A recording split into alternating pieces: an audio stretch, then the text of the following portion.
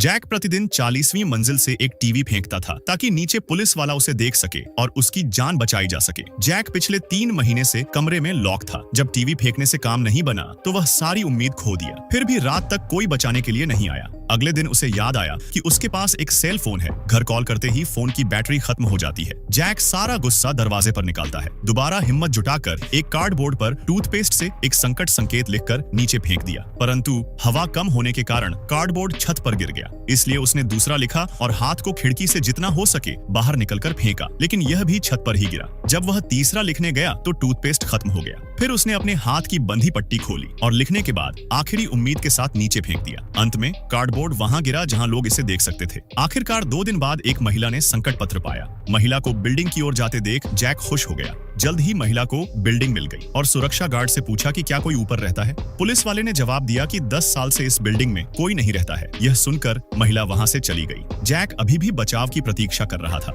जब उसने महिला को जाते हुए देखा तो उसे एहसास हुआ कि वह ऊपर नहीं आई है। अब जैक हताश और असहाय था। फिर जैक ने दिल पर पत्थर रखकर मशाल जलाया और खिड़की से बंधे कपड़ों को जलाया, इस उम्मीद में कि कोई ध्यान देगा। बढ़ती आग को देखकर जैक खुशी से नाचने लगा, यह सोचते हुए कि यह जरूर ध्यान आकर्षित करेगी। लेकिन आग बढ़ता देख वह घबरा गया। उसे डर था कि कहीं बचाए जाने से पहले ही निपट ना जाए, इसलिए उसने एक तकिए से आग को बुझाने की कोशिश किया। जैक ने सोचा कि दूसरों के बचाव का इंतजार करने के बजाय खुद ही भागने का रास्ता ढूंढना होगा। उसने सेफ्टी ग्रिल को तोड़कर बाहर निकलने का फैसला किया, लेकिन इसे तोड़ना आसान नहीं था। उसने दिन रात कोशिश किया, लेकिन कोई परिणाम नहीं निकला। फिर उसने इसे जलाने की कोशिश किया और ग्रिल के पिघल जाने के बाद उसने ग्रिल को जोर से लात मारी। कई कोशिशों के बाद वह सफल हुआ। उसने स्टील के पाइप को अलग किया और बिना किसी डर के बाहर चढ़ गया। उसने ग्रिल का उपयोग करके नीचे उतरना शुरू किया। उसे पता था कि 30वीं मंजिल पर सुरक्षा ग्रिल नहीं है, अगर वहां तक पहुंच जाए तो बच सकता है। जल्द ही वह 30वीं मंजिल पर पहुंचा। जब वह अपना पैर नीचे रखने वाला था तो उसने जल्दी से उसे वापस खींच लिया, क्योंकि वहां खड़े होने के लिए कोई जगह नहीं था। लेकिन उसने बिना हार माने जल्दी से अपना बेल्ट निकाला और बेल्ट को ग्रिल के नीचे बांधा और प्रार्थना किया कि यह उसके वजन को सहन कर सके।